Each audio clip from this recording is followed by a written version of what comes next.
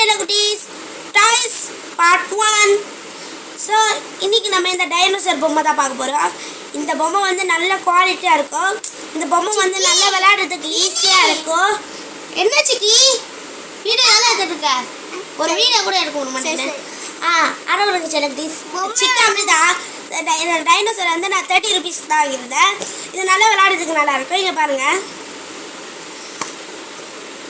அடுத்து இந்த பேக்மேன் பொம்மை தான் பார்க்க குவாலிட்டியாக இருக்குல்ல. இது வந்து 50 rupees தான் நான் வாங்கியிருந்தேன். பார்க்க நல்லா இருக்குல்ல. இது நம்ம தூங்க கூட வச்சுக்கலாம், ஒன்றும் கிடையாது. இதில் அடிபட்டுச்சுன்னா கூட நான் டாக்டர் கிட்ட சரி பண்ணிட்டு வந்தேன். இப்போ சரி பண்ண போகிறோம். சிக்கி டோரிமான் டேடு.